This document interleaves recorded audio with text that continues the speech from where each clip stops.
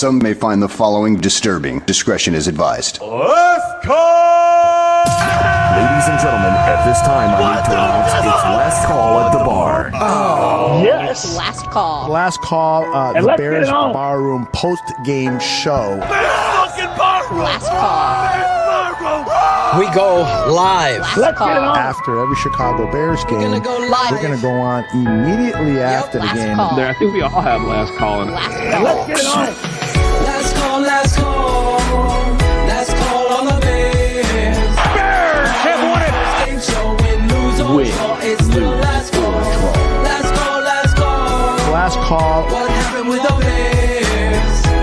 Aldo, Phil, break it down like no one else ever can. Last call, last call. Bears have won it. Last call on the Bears. They go Barroom's post-game last show, to win, first, lose, or and they draw. win. It's the Win. last NFC call. North. Last call, last call. Bears have won it.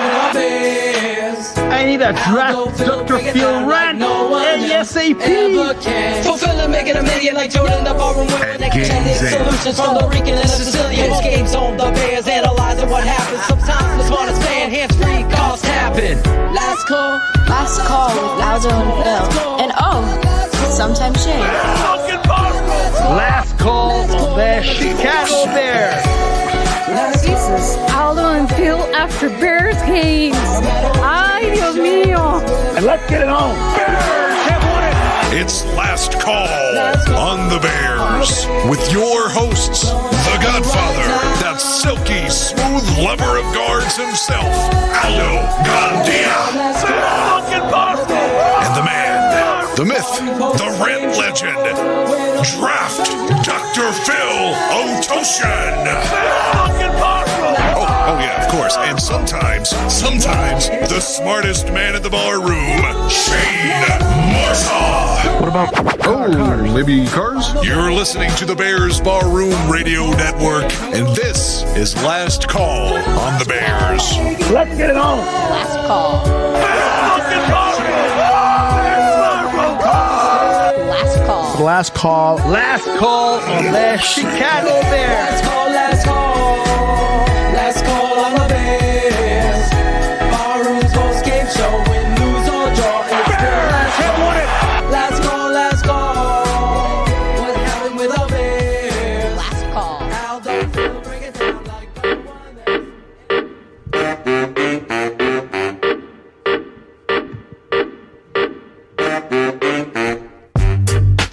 Cheers, Bears fans!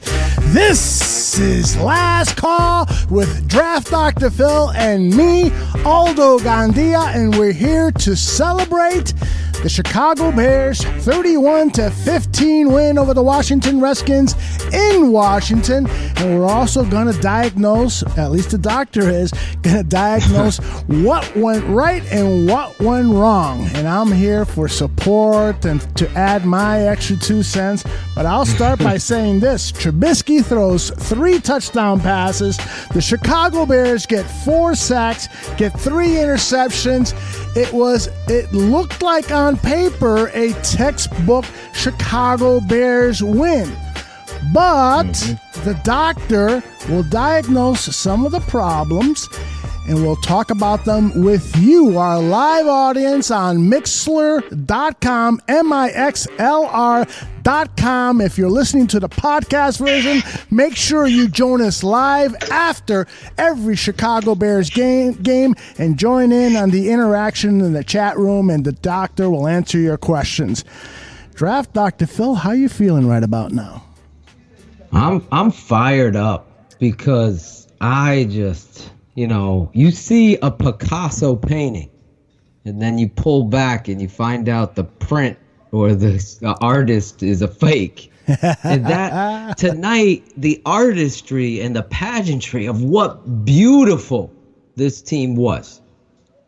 Just so many emotions in a game of football. I mean, it's such a great game, but tonight, with everything as dominant as you were, there's things really that frustrate the heck out of me, Aldo. And you really let a team, you're not playing like Mike Tyson. You're not going for the knock. You had a chance to friggin' knock somebody out and define who you are tonight. And I really think the head coach has a lot of explaining to do. Well, and we will cut into Matt Nagy's post-game press conference when he approaches the podium. Right now, he's addressing the teams and probably doing the club dub thing. But so before we do that, before we get to Matt Nagy, let's get to you, Draft Dr. Phil, because after every game here on Last Call, we do what is called the Phil Ottochian, the Draft Dr. Phil rant. So I'm going to play a little music behind you, and I'm going to give you the next several minutes for you to get off your chest whatever it is that needs to be addressed.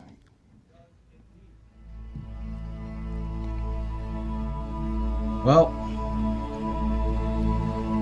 I'm here to let you know that in football, like I said, I'm fired up with the Chicago Bears. The historic performance of your defense could have been the story. And I feel like, again, Matt Nagy's taking preseason reps as a football coach. And it's disappointing because instead of dominating this game situationally, you're more concerned about records and confidence in your quarter. Let's throw another touchdown. And that really sets the impetus of the team. You start to make enemies in the locker room. You start to, instead of building confidence for your young quarterback, who, by the way, was starting to show life and belief. You already had the formula. 2nd and 3. You're on the goal line. You're throwing a fade ball, which was the worst decision as a coach you can ever do because it was selfish. It was goddamn selfish. Run the goddamn ball.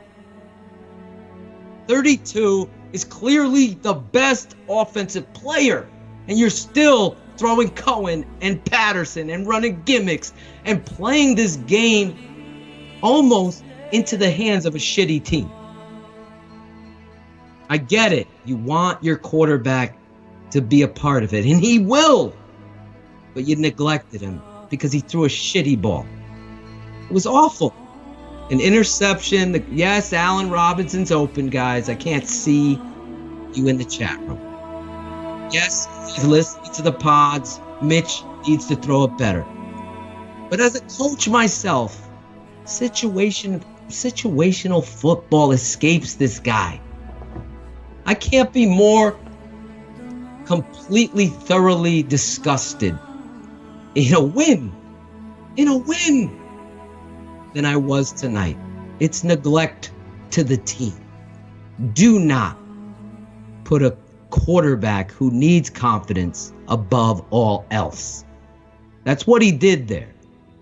My buddy's here sitting with me, and he goes, he wanted to get Mitch another touchdown. Why? Exactly.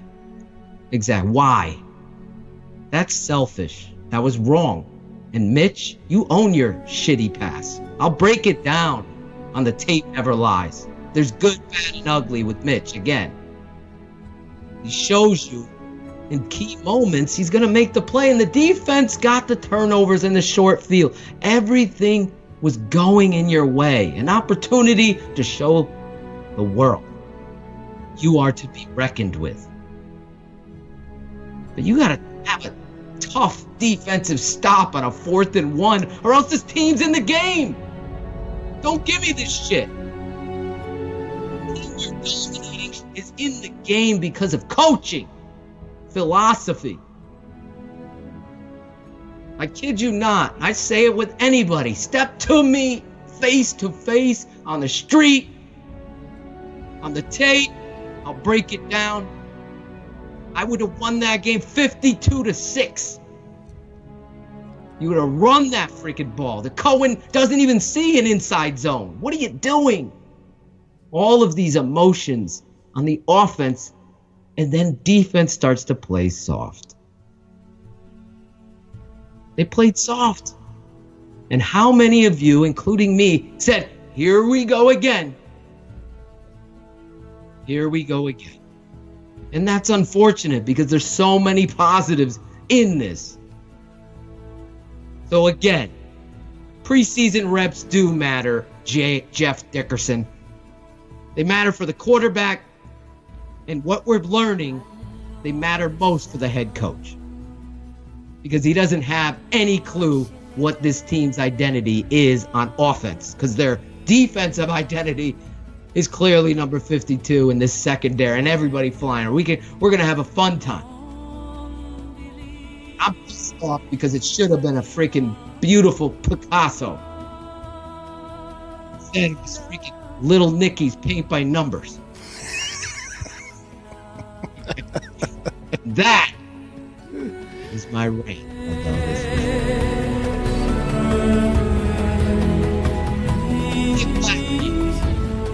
All right, Phil. I got to play a little devil's advocate. Now, you're getting lots and lots and lots of positive comments in the chat room. Of course I am, because they're fucking smart. Well, call me a dummy because I didn't mind the throw to Allen Robinson in the end zone. That was just a call made to bolster the confidence of your quarterback who already has 3 touchdown passes, but why not a 4th?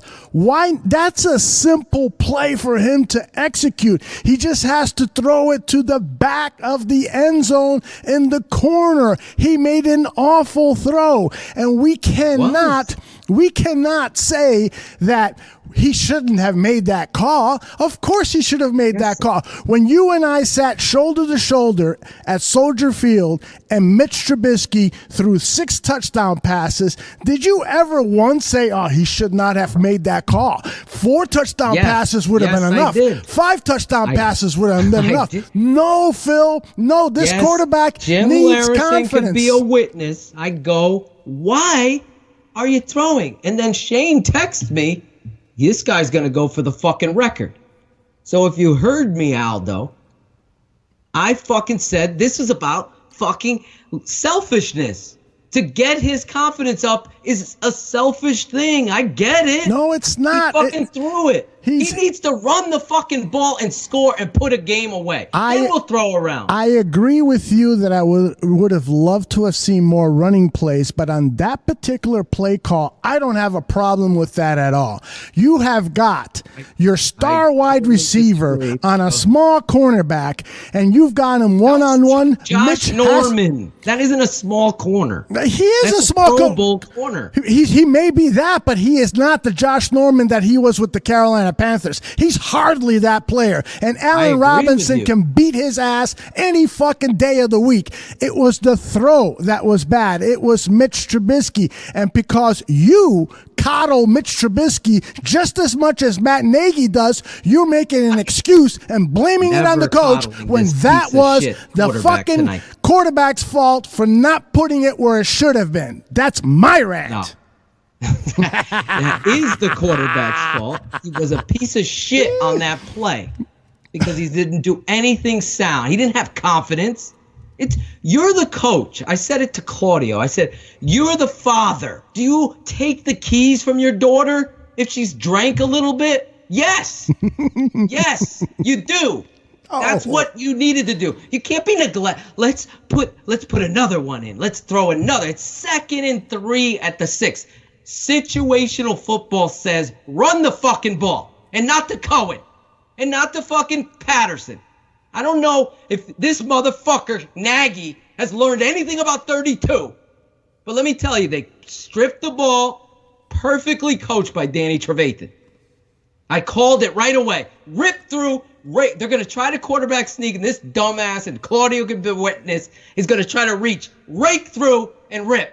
And they did it exactly how it's supposed to be done. Shout out to you, Danny Trevathan. And then you drove down the fucking field with 32. They knew it was coming. So guess what, Matt? Guess what, Matt Nagy? How about when they don't know it's fucking coming? What's that running game going to look like? Because you're a selfish fuck. You're a selfish fucking coach with a terrible understanding of situations. He's a preseason guy. He's gimmick. What are we running gimmicks for? get up there and fucking, what is Patterson coming out running Jets a toss play to begin the third quarter on a short field? Didn't we learn from this before? The guy is too gimmicky. He's too fucking gimmicky. And it works out sometimes, but it doesn't work out when the chips matter. So if you're going to be a Super Bowl team and you have this beautiful defense, which it is, Aldo, let's be honest. Oh, yeah. This motherfucker has to be perfect. Because you're right, the quarterback, that throw sucked. It sucked. It was pathetic, Mitch. And I'll break it down. I'm going to show you it. I don't make up any fucking excuses. I don't protect this quarterback. I take offense to that. I show you the tape. If fucking linemen fucking miss their assignments and they're hitting the fucking guy and you want a perfect pass, well, I'm sorry. Drew Brees can't make the fucking perfect pass. He can't. This line has Charles Leno. Come on, Phil. You can't fucking say that. Come on. Now you're saying Drew's want perfection out of this kid. And they're not going to get it. Guys are dropping balls. Guess what? We saw Wims tonight. He gets a fucking first down. He's big. We almost had a fucking another Smurf show where the guy's out of bounds on a great ball. Gabriel came to fucking play. Phil, do you agree with me that Clinton Dix had a great night with 2 interceptions? I know you do. He is at the podium right now. Yes. And I kind of went blank when it was time for us to do it, so I kind of messed it up. You guys get in a circle for tug of war? We kind of did at first, but we kind of pulled apart from each other, and we tried to make it happen. One play before your pick six, what happened? It looked like you were maybe upset with yourself, where you were a tad late on it. It was a drop over the middle. Uh-huh. It was just a weird 2-play sequence. What happened on the play before? Yeah, I should have trusted my instincts. I was in the right position. I should have just broken the ball more downhill and make that play, you know. What I do is when I mess up on a play, I just play it over in my head and try to correct it and move forward. To do this here, is there any extra satisfaction? Hell yeah, it is. This is my former team. I have a lot of guys on that team that I love, that I have great relationships with. So anytime you get a chance to come compete against your former team, man, it's always a little extra on the cake. So you never even got a pick six in high school? No, I didn't play defense until my junior year. So the offense coming into this game had trouble getting in the end zone. Before you got here last year, the defense was scoring a lot. It was a defense that generated a lot for this team. For you guys to make this statement tonight, 5 takeaways, and get in the end zone, what do you feel like it did for the defense overall as you guys try to get to that level? We're getting in the zone now. This is going on just finished our 3rd game. We finally got the takeaways that we were looking for. And we just have to continue growing off of that. We're going to enjoy this win tonight and, move forward. And we got a game in a couple days. When you see Khalil Mack just punch the football, does anybody do anything like that? How impressed are you by what he can do? Well, that guy alone really changed this entire defense. The way we practice, the way we hunt, the way we attack the ball, it all comes from what he does in practice. We all just follow off of that, and we try to create turnovers. What did you see on the second pick? All verts. Like I said, it's a matchup issue. And once again, I was reading the quarterback's eyes and just made a play on the ball. Anything else? Thank you. Awesome. Clinton Dix with an outstanding game, and you got to love it when he is just forthright and he says, yeah, this was good doing it against Washington. Transparent as hell, like this show appreciates. I'm keeping it 100 here. I'm gonna fucking break it down like nobody else does. I don't fucking talk shit before the game and then recoil. We're gonna watch the film. This is my opinion. The fucking coach is a problem offensively. Because if you have this beautiful defense, you need to play situational football better. Okay? That's really the ultimate. You allowed this shit team back in the game. Anybody saying they didn't fucking watch the whole game, Redskins fans went to bed. Redskins fans went to bed. Bears fans watching this like, oh shit, and it's because of the coach. Yes, Mitch sucked. I said the same thing to Claudia. There was throws, that fucking throw to Montgomery over the middle. You gotta hit that. You gotta hit that. Granted, there's a penalty on the play that takes it away. It hits off his hands. No, it needs to be a better throw. There's plenty of the fucking 3rd and 3 We're throwing deep fades again. He should have ran for it. He throws a fucking deep ball to Cohen, 6 yards out of bounds. How? Your defense now is struggling. They need you to make a play, Mitch. And you didn't. The defense came up big tonight. The story for me, though, as a coach, I'm watching a guy fucking guess and paint by numbers. You're not getting an identity with Cordarrelle Patterson. You're getting an identity by letting this rookie do what he does. When they know it's coming, he's dominating. He's spitting.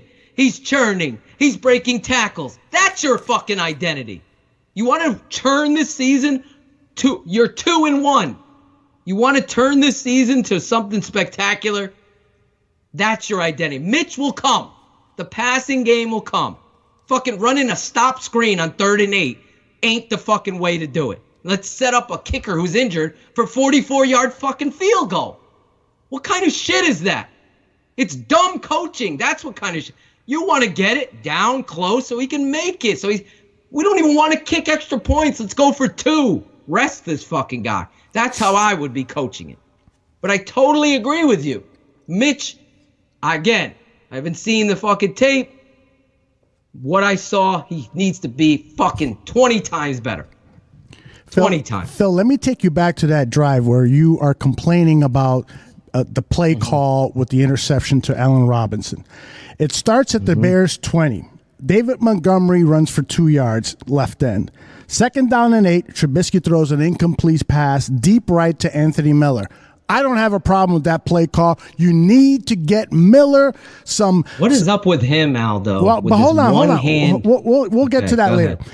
Then on 3rd and 8, Trubisky throws a short pass to Tariq Cohen for 24 yards. That's a beautiful screen pass where Cody Whitehair just throws a defender down to the ground and unleashes Cohen for that big 24-yarder. Now the ball is on the 39. Trubisky throws a short pass to Taylor Gabriel for 12 yards.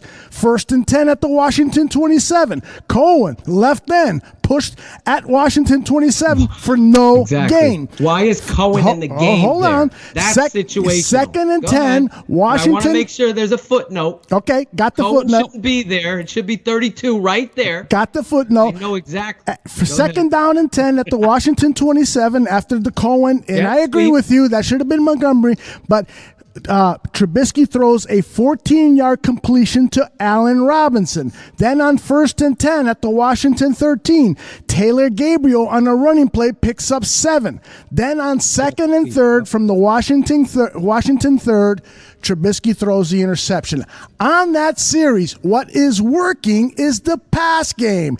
And yes, I agree with you that we need to establish Montgomery early and often. I agree with you, but to diss that play call to Allen Robinson after what got you downfield was Trubisky's passing to Cohen, to Robinson, and some run plays with Taylor Gabriel. I don't think that's fair to Matt Nagy. I really, really don't. It's not fair at all. I think that was an excellent play call. I completely and utterly disagree. Because when it lined up to play, I said, what the hell are you fucking doing throwing the ball? This is the time to put someone away. 28 to fucking 3, I think it was. Or 28 to 9. Whatever the fuck it was. That's where you fucking deflate a team. Yeah. 28-9, right? Yes, That's sir. where you say, we're the fucking Bears. You want to be the fucking Bears? That's where you do it. So I totally don't agree. It was about his confidence. You were right in the beginning, and I think that is neglectful as a coach. Don't fucking throw a fade ball. Yes, he's wide open. Yes, there's a Pro Bowl corner. He ain't fucking small. He's 6'1", 200 pounds, and he's fucking great at stealing the fucking ball, high pointing. Josh Norman. He's like a fucking $112 million fucking corner. Okay? He's going to make fucking plays too. It was a shit ball, though. He had him open. It's just not the call. I don't give a fuck what he tries to say, Nagy. It was the dumb. Run the fucking ball and put them on their ass and then say, yeah, you already got 3 touchdowns from Mitch. He drove, just like you said, down the field. He drove them down. Now it's time to fucking establish your identity. That's where I am. brought this team back in the game. They turn around, to your point, and drive 97 fucking yards against this vaunted defense. What the fuck? Everybody, don't even freaking lie to me. Everybody and their fucking brother's like, oh, what the fuck? What are we doing? Now they're playing soft coverage. Fucking Amukamara's off the fucking receiver by 20 yards. Like, what is the fuck is going on? They go right down. Case fucking Keenum, who sucked all night. You had the feeling like they were going to pull him. They didn't even fucking pull him. He goes down and they score. Here we go. Now there's a dent. You let your son paint on the Picasso. You let him come in there and draw with his fucking crayon. And now people are going to be, oh, same old Mitch. And the Bears, I don't know. They're putting doubt. Now you got to recoil and establish this team. I just think Montgomery is so fucking talented. He's so good interior with shitty blocking, Aldo. Well, let's talk about that while we wait for Matt Nagy to hit the podium, because we've got some questions here in the chat room regarding the offensive line. For instance, Trucker X, he asked the question, has our offensive line regressed this year? What are your thoughts? Absolutely. I mean, we talked about, I don't care what analyst on ESPN or 670 the fucking score, Chicago Tribune, Aldo, list them all off. I don't care what they tell you. Preseason reps for your offensive line. Offensive line we'll talk about only. That is a team sport.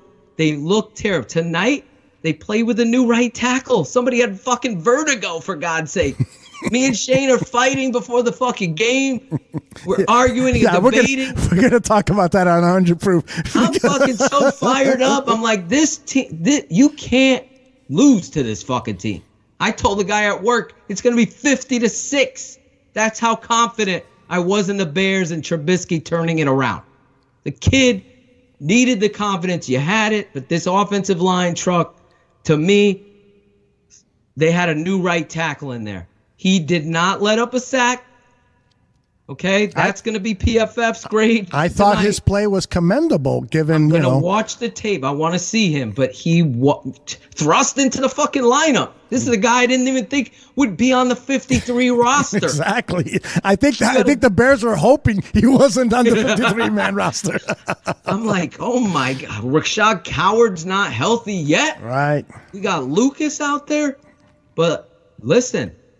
Guy, I'm going to break him down. I want to see him, and I will tell you on 100 Proof what he looked like. But, to his credit, thrust into the lineup, but I think that kind of, cohesiveness didn't show itself up tonight. But to your point, Al, Charles Leno just keeps showing me you're a fucking overpaid guy who didn't work.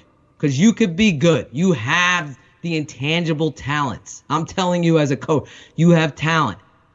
You need to fucking work hard. Take some pride in your game. That fucking barn door opening sack. I mean, come on. Come on, Charles. Jesus. In the chat room, we've got Greg Braggs and Hart 4803 talking about the Daniels and Cody Whitehair switch. I got to share this with you.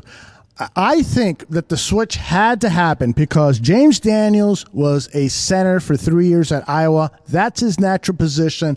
That's why he was drafted. And Cody Whitehair played on the left side of the line throughout his career at Iowa, left guard and left tackle. That's his natural side. Wasn't center. He hardly played any center at all in college and was thrust into that position when the Hronis Garasu mistake finally came to fruition. And so we're putting those guys in their natural positions, and it's going to take a while. James Daniels made some terrible mistakes today, but it's just going to take a while. I think he's going to be fine. I have no reason to think that because of a slow start in 2019 that we should blow up the experiment and it's not even an experiment. It's just returning players to their rightful positions.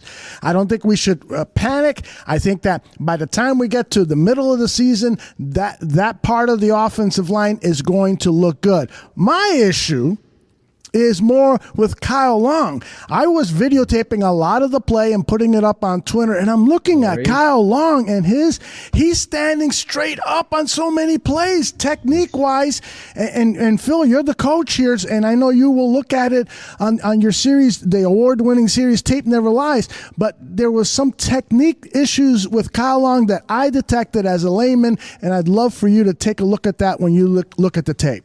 I'm going to break down the offense. I'm going to break down everything offensively. It's unfortunate that I have to neglect the defense because to Brett Mailey's nod, they are the Picasso. They are the fucking, the best painters in the world right now. They're the best defense in the NFL. We got Coach coming up. Yes. Remind me, because I want to talk about Whitehair Daniels. You got it. Want to give credit to Cornelius Lucas for stepping up today, short notice with Bobby Massey's illness, and so I thought our guys did well there. It was a great game by the defense in regards to getting turnovers and flipping the field, which was really good. I think there was 5 total turnovers, and then the offense there, second quarter, used the momentum from that, and then at the end, they were a little sloppy there with the red zone. But at the end, then the offense being able to get in 4-minute mode and churn up some first downs was good. When did Bobby's illness come up? Literally, probably within, making a decision was probably within a half hour to an hour, but it was late. It was right before the deal. It was quick notice. Wow. He came in when we got here. He came in and said he wasn't feeling good, so it was like, okay, I guess we got to figure something out. No, it's. I think it's a small case of vertigo, so it's not really that good when you have a guy that has to be balanced for most of the game, and you're not feeling real good with that. So we'll see where that goes, but hopefully he's okay. As injuries during the game go, Hicks, is there any preliminary thoughts on just what you've heard, that kind of thing? I think preliminary. I don't have anything for sure, but I feel like he'll be okay. I don't have anything more than that right now. Was that something he was dealing with before this game? I think he's a pretty big dude, so his knees. These guys, man, their knees can get messed up a little bit here, there, and wear and tear. But it just was getting sore on him, and so we'll kind of see where it's at in the next couple of days. That's Akeem Hicks. What was it like, kind of battling what was going on with Eddie and deciding either some pregame or Eddie Pinero? Yeah, I was going to say we have 3 Eddies, son. With the kicks, yeah. During the game, what he can handle, what he couldn't. Yeah, it was the going back and forth the last couple of days. We didn't really know. I mean, he did well warming up, so I wasn't sure exactly what I was going to do. I had a plan either way, but Tabes came in and said that he's kicking the ball pretty well, and so he felt good. So that made my decision in regards to just say extra points. Being able to kick an extra point, you feel good there, and then you got to kind of test it out. It would have been great to hit that longer field goal. I forget the distance of it, but it would have been great to hit that. But again, I give him credit for fighting through that and fighting through the pain, and he did his job and then hit that big field goal at the end. You talked about wanting to see Eddie respond after a miss. Respond after a miss and make that field goal late while dealing with the knee injury. What does that do? Sure, that's big because in that position, it can be mental, especially when you're not hurt very much, and kickers, unless they have something nagging that's going on, they're not getting banged up every game like these other guys are, where they have body ailments that they got to take care of throughout the week. So when something comes up and like that, and you're in a little bit of pain, you got to fight through it. And again, I give credit to Tabes and Jamie Cole and Eddie for coming up with a solution and making it work today. For Mitch, what is your sense of the value of the second quarter of breaking out of that round slump offensively and getting 3 in a row? Yeah, it was nice. It felt like, okay, finally, here we go, and it's all about confidence. And again, I'll take it to, you get a quick flip of the field, you get some momentum going with those turnovers, and then he made plays, and made a heck of a throw down the sideline to Taylor Gabriel, who made a great catch, got both feet in. So I know it didn't feel like, I don't know what his exact numbers were, but it felt like his completion percentage was pretty high today. I didn't feel like there was a lot of incompletions, which sometimes can, when you get completions, it moves the sticks and you're able to get first downs. And so I felt good about that. We know we have a lot of room to grow, but it was nice to have that big second quarter.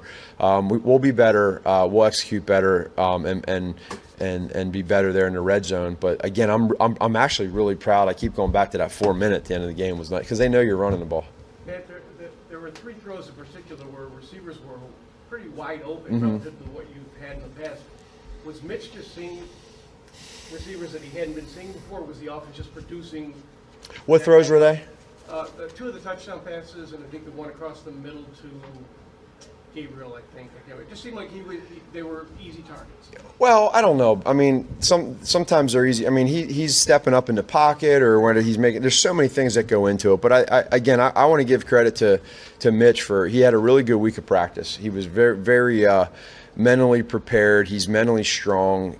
He understands that throughout this process, there's a lot of weight on his shoulders to do well, and I think that I like where he's at. We're slowly getting better. If you go back to week 1 where we were, and then where we're getting better now, we know there's lots of room for improvement. But we were able to put some points on the board and get a win. What did you like when just playing third down too? Yeah, I think what were we 7 of 10, third down, 70%. So I'll take that all day long. Again, credit to our coaches who put a lot of time and energy into trying to scheme plays in that area, and then the players executing it. How about the play calling rhythm that you felt like you got? Yeah, I felt better today. It still doesn't feel, it's still not where it needs to be, but I definitely felt better. We were able to get in a rhythm, and we were getting first downs, and anytime you get first downs, now you can get to that next call on the play sheet, and it's not. I don't know how many 3 and outs we had today, but there was a few there in the towards the end. But I thought rhythm-wise was probably our best in the 3 games. It's a bit of a broken record, but what can you say about the defense kicking open the floodgates on the takeaways and obviously? Yeah, it's really impressive how this is 3 straight games in a row now where they're coming up. Now the different today is turnovers, and then a touchdown. So anytime you have 5 turnovers and you only turn the ball over 1 time, that's a +4 ratio. You're going to win a lot of football games that way. I don't care what the other stats are. You're going to win. And we were tested there at the end. They were tested, and it was a little bit of a swing there when we didn't get the touchdown on offense and they went down and got one. That was a little bit of a swing, but our guys, they hung tough, and they got that fumble there on 4th down and made a crucial stop, and then we went down in 4 minutes. Coach, can you talk about what HaHa has brought to this team since being signed? What he's brought to us? Yeah, well, he has that veteran leadership. He came in here, HaHa came in here understanding what this culture was all about. We're really, I believe, pretty unique with the culture that we have going on. And he came in and was looking to fit in, and he did that. And so he's come in, he's worked hard every single day. He's become a leader, and you just heard him break it down in there and talked about family. And anytime that's the case, and then you're making plays on the field, that's exactly why he's here for that. So it's a good story. Thanks, guys. Good. All right. Thank you. All right, we hope to get Mitch Trubisky in before the end of the show. But what stuck out to you, Draft Dr. Phil, of Mr. Nagy's comments? Blah blah blah, blah blah blah. Say, it's like, okay, look, the defense is special. Nagy needs to catch up. I got like 75 texts. 35 of those are Shane and Dan, but the other 49 are fucking guys saying this coach has to chill out with the gimmicks and appreciate the defense and the back that he has. And I think, I pray, I always have faith in a coach finding this stuff. Keep sharing. The tape never lies. Maybe it'll go. I know it has come across a few people from the Bears desk. Oh, yeah. So I will not stop. I promise you that. But in his conversation, he said some things, but ultimately, Aldo, the Chicago Bears media ask these lollipop questions, and they don't get into the heart and soul. Why? Why throw there? Why? Why is 32 not getting it? Why so much Cohen inside? Guy doesn't. Booger McFarland had a great night tonight, except when he was like, "Oh, this game's over." Then all of a sudden they start coming back. But he was questioning some of these play calls and being appropriately analytical of Mitch Trubisky, I thought. So that was a positive on a Monday night, which we hadn't seen before. And the team really shined. Was phenomenal. Fucking Khalil Mack. I called the defensive Picasso. He's the Michael friggin' Angelo.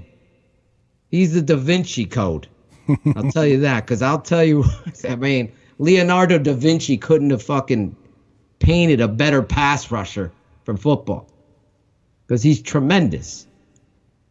But the coach really has to find, he even said and kind of laughed, well, I kind of found my rhythm there, because someone asked a pretty decent question. And I just thought it was a lot of blasé until he takes ownership tomorrow or whenever they watch the tape, which I'm sure they'll do it on the plane with technology today. We can't get the game past 22 for fucking 6 days, but they'll have it. That really irritated the hell out of you last week. And I saw it on Twitter, too. People were complaining, what the hell is going on with Game Pass? It still hasn't downloaded. And I'm thinking to myself, fucking Phil must be going crazy right now. I fucking kept refreshing, texting everyone. You got it? Because I fucking don't. I thought it was like a conspiracy. And the fucking Scots and British have it before the fucking U.S. of like fucking Trump again. All right, I want to talk before we bring in Trubisky here as we wait for him to come to the podium. I want to talk a little bit about Khalil Mack, of course, had a sensational game as expected, because there were also some problems with the Redskins offensive line. So he took advantage like he should. And there was a graphic up on ESPN. I just saw that. I didn't get the numbers written down, but Trubisky is Mack is just sensational on primetime games. I mean, this guy shines. Every game should be a primetime game for the Bears, because Mack would go into the Hall of Fame even before the season is over, if that was the case. But I want to get your opinion on some of the other players. We saw Isaiah Irving play a lot, given the score and trying to get Mack some rest and so forth. What did you think about him, and any other players on the defense either stick out for you or were either in a positive or negative way? Danny Trevathan had a tremendous night of football, showing veteran savvy, but still showing you, unlike Leno, that this motherfucker worked in the offseason to continue his body to get to these points where he can make plays. The delay, fake, and then go in for the sack, that's a fucking savvy veteran move. And then the critical play in a game where you should have dominated, diving over, raking through, and getting that ball knocked out was huge from Danny, and we'll talk more. I guess Mitch is at the podium. Yeah, it was big for our offense just to get going tonight. Defense did a great job creating turnovers and getting the ball for us. And then I think we were just better in situational football. Scoring before half is always big. We were better on third down. And I think that just belief and just executing on offense is what allowed us to go down and score. So we just got to keep growing, keep getting better, and keep doing that. On the first touchdown pass to Taylor, the short one, when did you see him and take us through the plays down a little bit, just how easily that came over? Yeah, it was just a great man beater down there. We slid the protection, and he basically had a dropping DN and cover him. So I was going to run it in, but I wanted to throw it to him and get him a touchdown catch. Mitch, how quickly did you kind of feel like you established a rhythm on offense, especially in that second quarter? Yeah, I don't know when it happened, but we definitely felt like we established a rhythm. Just felt like the tempo helped us out a little bit. And it was just a great job by the guys getting in and out of the huddle. O-line did a great job protecting, creating holes in the run game, and just keeping them off balance. Just being better on first and second down to create manageable third down situations, and then converting on third down I think was huge for us. When you get results in a game like this, what does that tell you about where the process is in terms of building this offense? Yeah, we just got to stick to the process, keep believing in what we're doing. We had a couple weeks where we struggled, but we were a little bit better tonight. It was just guys sticking to the plan, coming together, and just doing what we do best. And the O-line did a great job, and playmakers made plays on the outside. So if everyone just continues to stick together and execute our plays and believe and just go out there and make plays, it'll be a fun offense. How specifically does the tempo help you? What? How specifically does the tempo help you? I think it just helps create a rhythm. It helps the defense. It helps us see the defense. It makes them get lined up faster, so they don't know if we're checking or if we're running and going right away. So it kind of helps me see what they're doing. It makes them get lined up and kind of show their hand sometimes, but a couple times they don't. So is Nagy using all the time he has when you're in the line early like that? Because that could be another advantage of that, right?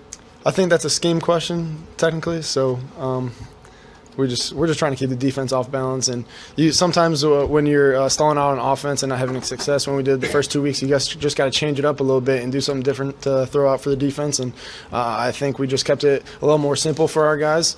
Instead of a lot of formations and personnels, kind of cut it down and just played simple football, block them up front, which our O-line did a great job, and let our playmakers make plays on the outside. Mitch, when the defense scores like it, obviously good for you guys, because that just added to the urgency, especially at that point where you'd been struggling to score touchdowns and Clinton big scores. It just added to the it was awesome to kind of get it together. I think it just created momentum for the whole team. So we don't think if the defense scores, we got to go down and score again. We just got all right, let's do our job. Let's go out there, back up the defense. They're doing their thing. They're doing a great job, and we know they're going to create turnovers, make big plays, and get us on the field. But we still got to go out there and do our job. So we got to go down there, score, and have their backs. And I think that allowed them to get even more excited to do their job because they saw us kind of doing our thing on offense tonight. In that stretch, you had some open receivers, and obviously you hit them. But do you feel like that was kind of a breakthrough for the offense, or just it happened against the defense you're playing? Was it a breakthrough to run the offense like you did in the second quarter? I mean, it's hard to define, but I think we're still improving as an offense, and it's definitely awesome when you have your guys getting open. I mean, that's how you design it. That's why you practice. That's why you rep the plays in the games, and we have the playmakers to where if we get man-to-man, we're going to let them separate, do it on their own, and when we're zone, they gotta see that just like I'm seeing it and find the open areas. So I think we're still growing and evolving as an offense. I don't know if I would call it a breakthrough yet. We got to keep getting better, keep growing.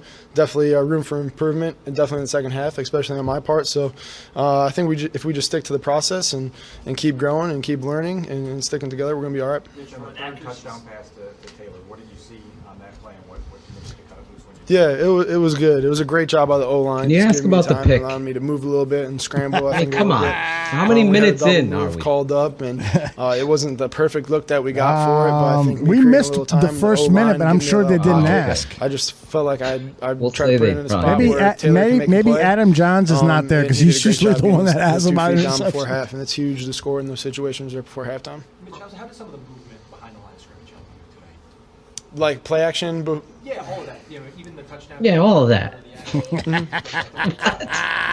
What is this guy? JD. Yeah, it's good. I think it takes some pressure at the O-line. They're just not straight rushing every time. You're moving the pocket, creating different launch points.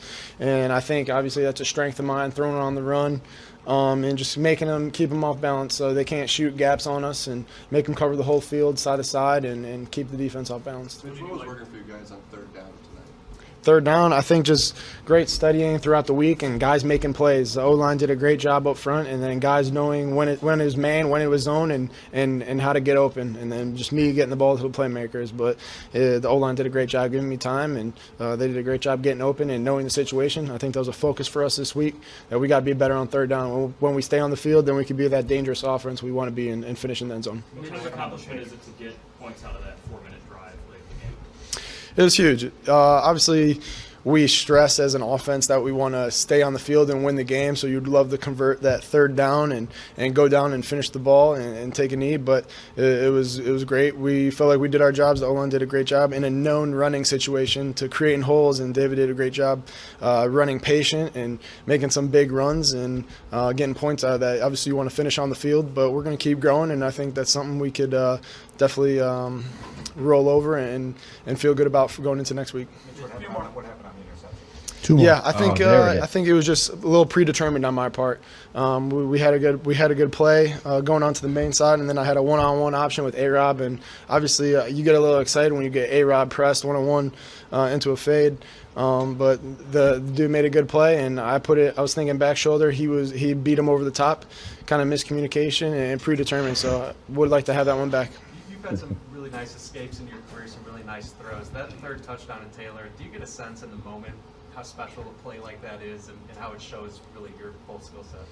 Yeah, I don't really remember the full thing, except I just bought a little time and then threw it to Taylor. So I'll have to go back and watch it to see if it was actually cool or not. But it felt pretty good on the field, and I'm just glad it was actually called a touchdown, because from my point of view, it looked like he did get in, but then they didn't call it. So you're like, oh, dang, that was sweet, but I guess it didn't count. But then they turned it over, and it felt pretty good. Mitch, specifically from an accuracy standpoint, what was the Last one. difference between the first quarter and the second quarter? Was I less accurate in the second quarter or more accurate? No, more. It seemed like you improved from the first quarter to the second quarter. I think just keeping a calm, steady mind and going out there doing my job and guys getting open. It makes it easier on me when the O-line's doing a great job and giving me time in the pocket. And I feel like I was just seeing the field tonight. And I just went out there with a calm mind and take it a one play at a time mentality. And the guys were getting open, and I felt like I was just putting it in the spot where they can make plays. All right. Thank you, Mitch Trubisky, and thank you for those terrible questions up until the end there. They finally got to the interception. Yeah. The end. So you were right. what do you think about what he said regarding the interception there? I thought he's full of shit. Why? Because clearly A-Rob beats him. Your first inclination there is like, what did he say? Miscommunication. Right. He said. There's an option. He thought there. it was a back shoulder fade. When you see one-on-one, right, you contradicted yourself. Exactly. Because now you should be saying, okay, one-on-one, no back shoulder fade. I'm going to hit him on the fade. Right. So I'm sitting there saying, you're full of shit. You predetermined that you were going to fucking throw there. Mm-hmm. It was open, and you threw a shitty, soft ball. You didn't have confidence in it. That wasn't a back shoulder ball. Yeah. It was a fucking terrible throw. Yeah. So see, I could be hard as fuck on him too, Greg Braggs. On a night where the kid was taking steps towards positivity and shutting down a lot of these fucking fraudulent haters that want to just analyze by numbers instead of paint by numbers. Mm-hmm. They analyze by them. The whole tape will tell you. I said last week he didn't play a good game. First week he played better than people thought. Tonight he was playing good. He was getting his groove like Stella, getting it back. Getting that groove back. You throw this dumb shit in there with the excuse. No, it's gotta fucking change. You have a fucking championship quality team. People are like, well, what? No, that defense went against Green Bay and shut them fuck down. Your backups are on the field and they're throwing lollipops up in the air and they got one fucking scoring drive. You couldn't score. Because it was your head coach, your offensive line. Same story now. The head coach has to be better. Every fucking coach is going to tell me that tomorrow. I'm telling you. If I'm wrong, I will admit as much on 100 proof. Well, I know you will. And here's the thing that I want to share with you and our listeners. I don't think that interception means I got a reminder here to put my waiver picks in for my fantasy team. And why should I? I'm 0-3. It's the worst fucking fantasy football team in the history of fantasy football team. So I'm just going to close that and say to hell with it. But I don't think that the blemish of that touchdown should should create any feeling that this wasn't a productive day for Trubisky. I mean, he was efficient. He made, for the most part, he made good decisions. Yeah, when you study the tape, I'm sure, Phil, you're going to point out half dozen times where he did not make good decisions, but for the most part, he made very good decisions. His completion percentage was very high. The defense gave him great field position. He made the Redskins pay for it.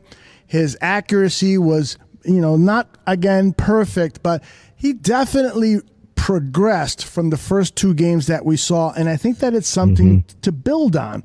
And you and I witnessed the Tampa Bay Buccaneers game last year when he had 6 touchdown passes. It wasn't that game for him, but this third game was, just like that Tampa Bay game was, a breakthrough game for Trubisky. And I think that there's a foundation here for him to play against Minnesota next Sunday and have a better game than we saw against the Packers or the Broncos.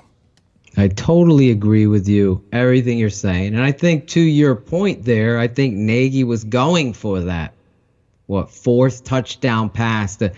Listen, if they're lying, if they're not hearing the Watson Mahomes comparisons, then you got this kid, Garson Minshew, whatever, down in Jacksonville looking like this. Then you got Daniel Jones.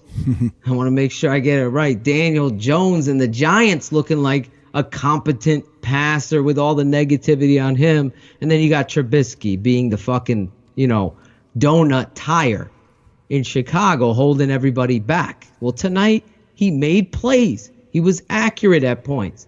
What if he came out and played like fucking Redskins quarterback? Throwing picks and pick six. He would have been done in Chicago.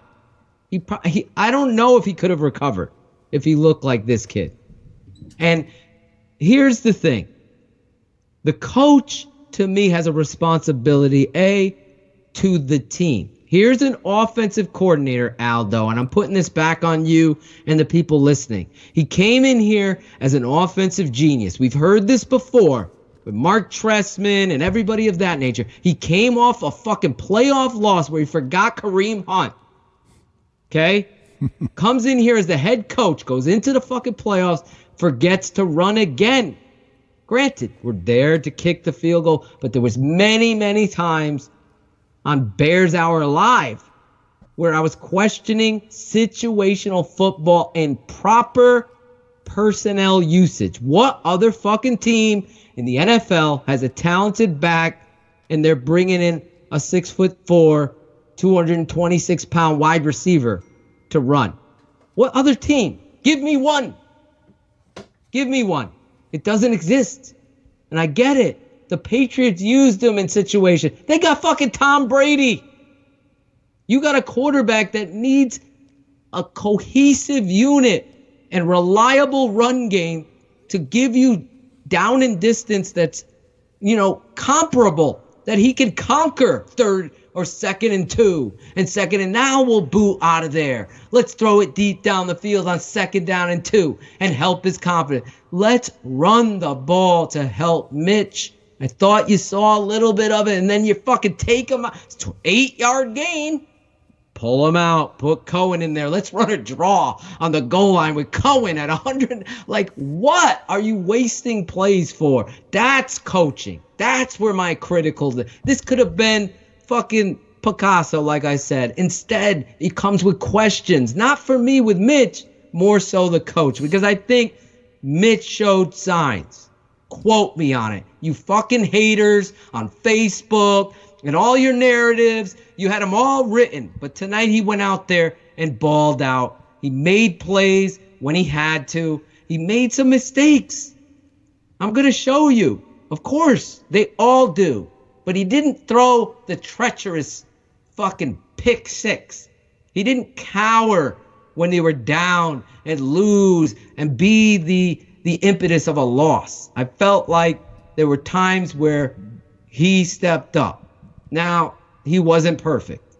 And Nagy needs to find the identity to help him get to perfection. But I wanted to say one other thing. Your point, Tampa game, launching pad for confidence. Now you're going to go into a divisional game. What do the Vikings do? Well, they run the ball with a shitty quarterback. They run the ball good so he can have action game off of it. The Bears are going to have to fucking stuff the run, stop that shit, and help get after him just like you did tonight. Because this quarterback in Washington they're almost the twins over there with Minnesota. So now Mitch becomes the story again. Your defense is going to go out there. They're going to stop them. They're going to play. And now you're going to have to make plays. So for this in his back pocket, yeah, I did it. I threw 3 touchdowns. I did overcome some adversity in this game. And I did prove some of the naysayers wrong. They're going to be out there. They're going to be out there this week. This wasn't the penicillin. But he confidently is going to be able to step into that game at home, right, Aldo? At home, correct. At home and work what he's done well. I thought even in that 4-minute drill, he'd run that action game, came to his right, threw that dart to Taylor Gabriel going down there. That was a big ball. Then he threw the fucking, in the 4-minute drill, he threw the Trevon Wims. Yep. Okay, these are things that we haven't, I want to see those. Dart. He searched for the open man. He went to his third read to get the Wims. That was in a critical time. Granted, they're the Redskins and PFF's going to have their number. And so is Jimmy from the Brooklyn on Facebook. He's going to have his story too. But I'm going to tell you on the tape, he went to his third read.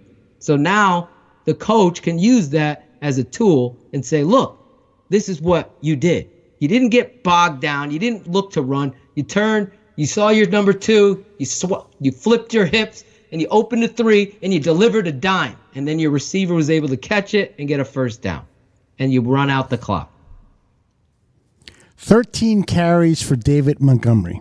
13. Sin. That's a sin. I'm sorry. Tariq Cohen is a third. He's what's his name? From the fucking Eagles. Darren Sproles. Darren Sproles. Exactly. He's playing the slot. He's a weapon. Even Booger McFarland literally was like he was listening in my house.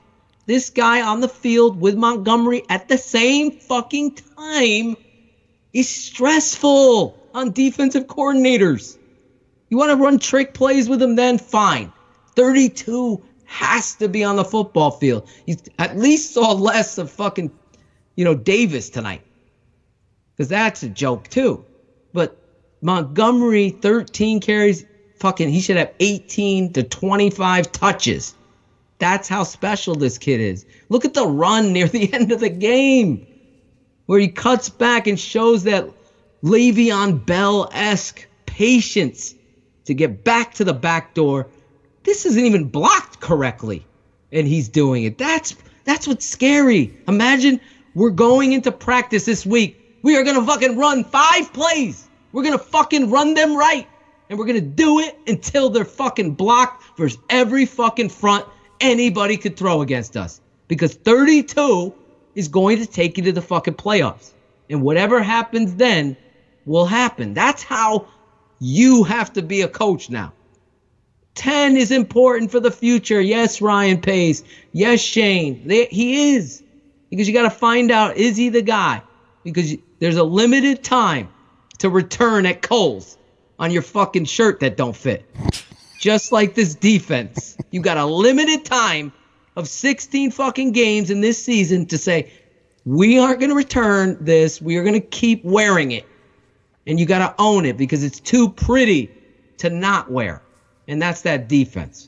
Tariq Cohen had 4 carries for -2 yards. His longest run was a yard out of those 4 carries.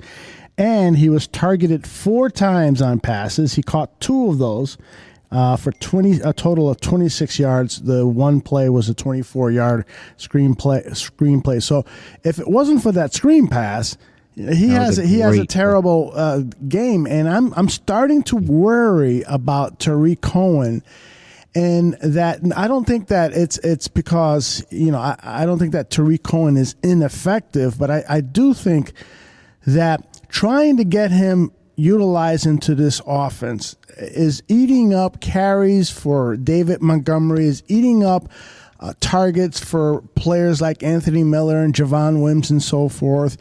And he's such a small target, too, on pass plays and so forth. I wonder if, and Shane has said this on 100 Proof before, that, you kind of wonder if Tariq Cohen has a future with the Chicago Bears once his contract comes up. I'm starting to wonder that maybe, he shouldn't, because I just don't see the productivity. I see drop passes. I see a lack of concentration at time.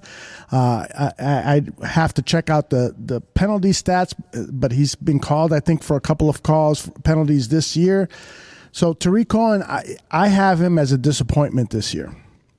Yeah, Aldo, he's being forced. There's a quote from Matt Nagy at the end of the year. And I'm paraphrasing it, obviously, here. He goes, I got to do a better job of I'm not coaching right if I'm not putting 29 and getting the ball in his hands. But to your point, it's a forced thing instead of a Bill Parcells knowing when to put Dave Meggett in the lineup thing. A situation that's 3rd and 6. Now you put him in the backfield, and maybe you take Montgomery and you motion him out. Now all of a sudden the defense becomes a small box that's an easy block for your center to reach, kiss, and get on the backer. And now there's a big hole for Cohen to wiggle through. That's proper usage of this kind of player. Put him in the slot. Get a mismatch on a corner that's small like him, but is not as quick and athletic. Because you could see with the ball in the hand, the kid can be explosive. To force that kind of stuff is gimmicky. He's running backwards sometimes. It's like you're wasting away to your point, without 32. I mean, it's so fucking obvious to me how good this kid is. It boggles the mind. It boggles the mind. 2nd and 3. Get under center and fucking run 32 and get the first down. And guess what? Now you got first down. And now you got 3 more shots to decide what you want to do with these weapons. Everybody's juiced up off of it. It's not prop. And then you add 84 into the backfield too. And it's like, you're taking away. It's like, are they taking Ezekiel Elliott out of the game unless he needs rest? No. Right. They're not. And that's what that's the kind of player. He's not there yet. I'm saying that's the kind of football player you have to help Mitch. He can catch. This kid could do it all. And he's 225 pounds doing it. I mean, it's pretty.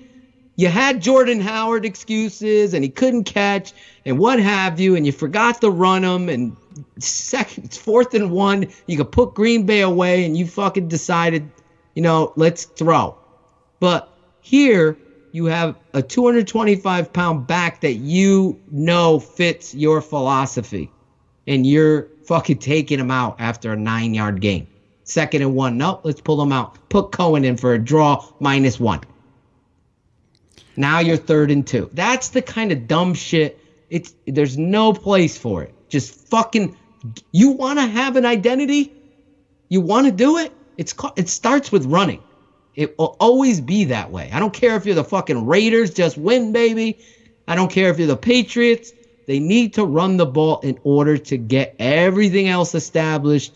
And that's how you're going to be the best that you could possibly be, especially in this division.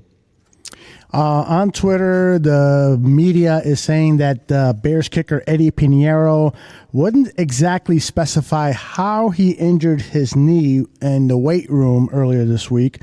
or on Friday late last week. But Pinheiro did say that he has a pinched nerve in his kicking leg and that he really had to gut through the night because it was very painful. Do you have any concerns regarding Pinheiro and his availability for Sunday? I would think not. I mean, he made it through today. If he just rests, he should be ready to go against Minnesota and hopefully, pick up where he left off.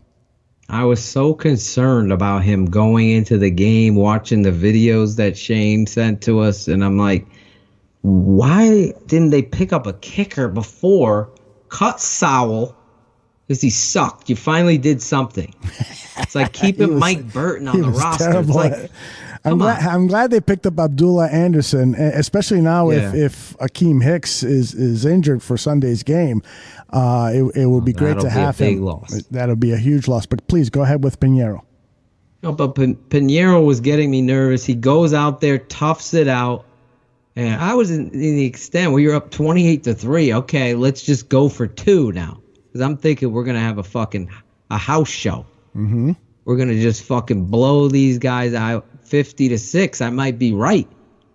That's what I thought. Instead, where we went. But, to Eddie's credit, I mean, the grimaces and the limping, it's still concerning to me. And then you had, I thought, not to go off topic a little bit, I just thought O'Donnell's kickoffs would be fucking burying into the stands in the back, but they weren't.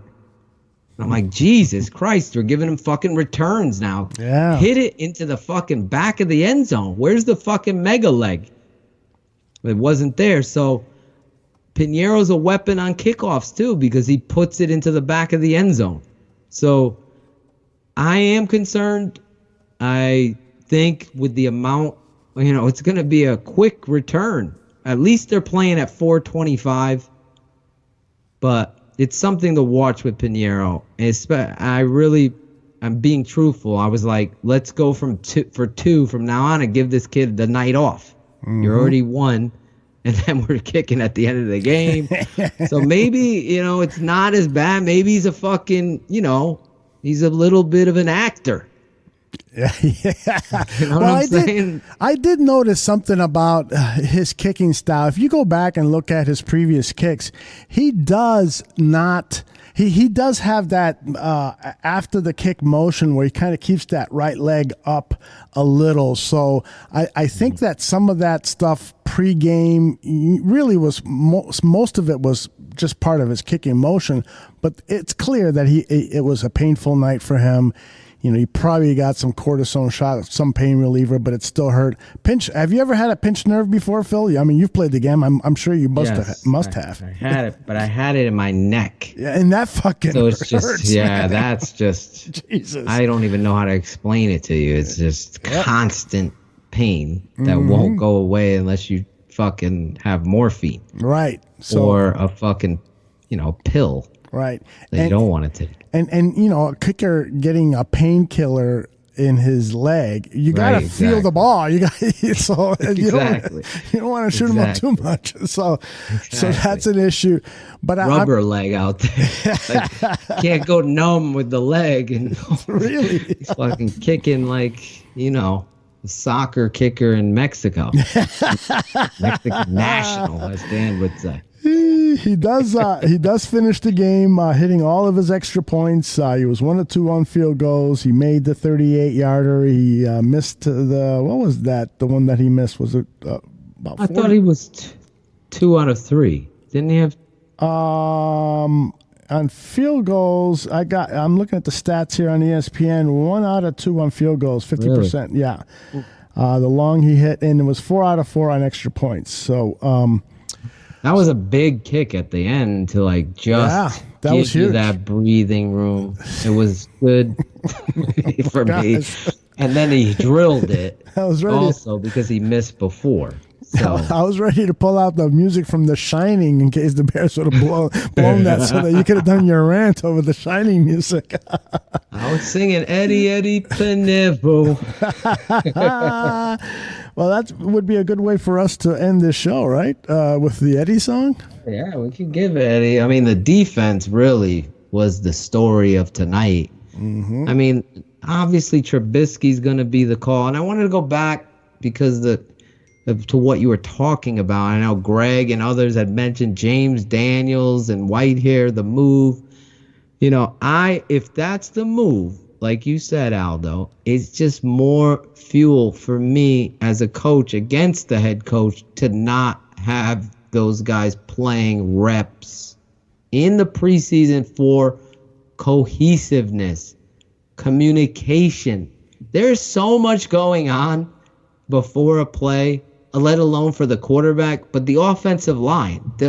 Against Green Bay, they're switching their front, based on Mitch's cadence. So he'll be like, down set, and they've now switched to an odd front. So if the communication from the young center, who hasn't played center in the NFL yet, isn't there, okay, now we're going to slide. So Larry, or Mike, they're pointing out the Mike. All that stuff has to be communicated based on whatever play it is. It's easy on Madden. You press left and, a button. But the center's responsible to pick that up. And if you don't have confidence in community, I just think that's teaching. That's understand. Okay, James has it. Not just for the coach, for Whitehair, for Leno, for everybody on the line. Those reps matter, Jeff Dickerson. Sorry. I think it's fucking asinine. Anybody that's ever played the game of football, this is the highest of highest levels that you can get to. They need the time, especially on the offensive line, together. So it shouldn't take to week 3 to start to gel. And tonight they did a great job bringing in a guy when we found out, Aldo, last second. They're finding, hey, I don't feel good. I remember a kid coming into me saying that. I'm like, what the fuck are you talking about? We're about to kick. Oh, coach with his mouth guard, Aldo. I'm not feeling good. You're not feeling good. You're our starting guard. Oh, my God. Now we had to play this other kid. He don't know the play. We're talking every play. I have to coach. Oh, my God. So as a coach and offensive coordinator, that shows that they were communicating and they had this kid prepared. I can't wait to see. Maybe Lucas played really great. He wasn't somebody that came out there and played like a piece of shit. Yeah, right. We've seen those tackles before. Right. Well, I think he gave up one sack. I think he was blocking on Montez Sweat when he gave up that sack. But that's your job for the tape never lies. I've asked people in the chat room if they've got any questions for you. Our man Reardon asked what happened to Adam Shaheen. He had just one catch today for 7 yards. Did you see anything concerning regarding Shaheen? Perhaps, Trey Burton got several targets today, so perhaps Shaheen just wasn't a part of the offensive play calling scheme, and Burton was, since he's closer now to being 100%. But do you have any concerns or any thoughts regarding Adam Shaheen? Great question. Yes, I do have a thought. Adam Shaheen is soft. He really is. I don't know if he's a large target and he's athletic in a short area, but you saw him raise his hand. I thought he was concussed again on the one catch coming through the seam. Mitch hit him. He goes down hard and he immediately is calling to get out because he to his credit, he came back in. I thought he was done like fucking Apollo with Drago. Thought he was done. To his credit, he came back in, but then he becomes, obsolete. Where is he? Where is he in any kind of isolated play? Where is he getting down the field? I just think he plays so high. And I don't mean that he's smoking fucking reefer with the Gandia clan. I'm talking about he's just so high. Like, he doesn't show formidable athletic ability to make yourself a weapon at 6'7". Right. Ben Winter Coates. Look him up on YouTube. Same size, same frame. Maybe Ben had bigger fucking calves, if we're going to get technical, which some of you often do. But anyway, Ben Winter-Coates became an athlete with the football in the air or anywhere in his vicinity. Same size. Mr. Shaheen disappears because athletically, you got to have something inside your chest, too. It's called a heart. You got to want that fucking ball. Like, sign me up for guys that want the ball. That's why I'm calling for this. You know, they brought up this kid Holtz. He played tonight. I'm going to check him out. I know he fucked up on one play. Yes, he did. It was awful. It was awful. I'll put it up. But I want to see what he did. But I'm really your boy from Princeton. Push fucking Trey Burton's ass to be the greatest. Because I think an athlete that wants the fucking football is there on your practice squad. That's what I saw in those preseason reps, Jeff Dickerson, again, that don't matter. I discovered that the athleticism that Greg brags of Shy fans in the stands, which, by the way, will be airing tomorrow night. That is right. With Joey Mandel and Greg Braggs. They'll be bringing some great stuff. I don't know what they're bringing, but it's going to be great. But it always is, so we can say that confidently. That other show they do, I'm not quite sure about. Go ahead. But Greg texts me like, this kid Horsted is the best athlete in the softball. He was unbelievable, and there was great athletes, including Khalil Mack there, and Aldo said the same fucking thing. And I have information, alma maters that went to Princeton that told me the same. And then you pop in the tape, this kid's a wide receiver. Mm-hmm. But then you see him and he wants the fucking ball. Yep. Sign me up. Who wants the fucking ball at tight end?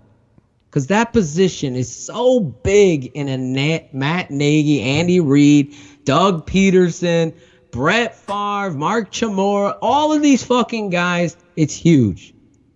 Tom Brady, Gronkowski, you can go on and on. We need a fucking tight end that says, give me the fucking ball. We have not had that here since Greg Olsen, who, by the way, is still fucking scoring touchdowns. Doesn't matter who you put at quarterback.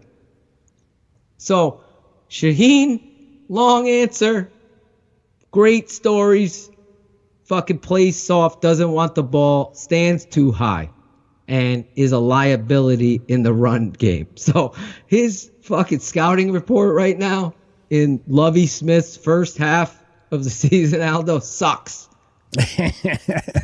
Well, I want to say this about J.P. Holtz, who played with the Washington Redskins. So I think that's part of the reason perhaps the Bears picked him up, is to maybe get some intel. Never caught a reception when he was with Washington, but played a lot of special teams, or in the games that he played well at special teams is how I should put it. And it was clear to me why he was activated today is because they wanted his blocking. And that was the thing with Bradley Sowell, is that despite the fact that this came from the offensive line, he wasn't really blocking all that well. Awful. And J.P. Holtz came in today, and early, I think in the very first series, they had him in on multiple tight end sets, and he was blocking well. And then in that series late in the game where Montgomery had those 3-4 consecutive handoffs, he came in and played fullback, J.P. Holtz did, and he had a really excellent block on the left side of the line. He might have gotten away with a little bit of holding on that, but hey, he didn't look like Mike Burton, that asshole. So that was good, and so J.P. Holtz, I don't think that he's going to last long with the Chicago Bears, and as soon as they are comfortable with a Jesper Horsted blocking better, you'll see Jesper Horsted in there instead of J.P. Holtz. But hey, I give Holtz credit. He came in, he got the job done, and who knows how much he may have helped also with letting the coaching staff know a little bit about what Gruden had in the playbook. So that was good. Another question for you here in the chat room. Oil Pan Willie wanted to know, and I think you talked about this, but why was Tariq Cohen in there blocking on that triple running back set near the goal line in the red zone? Oh, my God. I didn't talk about that play because that was going to be up on the tape never lies, because it's great point, Oil Can. What use of personnel does anybody have? I mean, he did a better job than Mike Burton would have. I'll give him that. Anybody denying that is probably selling their fucking big baller pad tonight because they lost a bet. Mm-hmm. But Tariq Cohen leading out to block, whiff, miss, try to put your body in, B- for effort, terrible technique. It's a gimmick show. You want to run that? Put Davis out there. Let him lead block. This is the problem with Matt Nagy, okay? Let's not try to be the smartest man in the fucking bar room. Let's fucking bloody someone's face and put our biggest guy there. Fucking put Roy Robertson Harris there.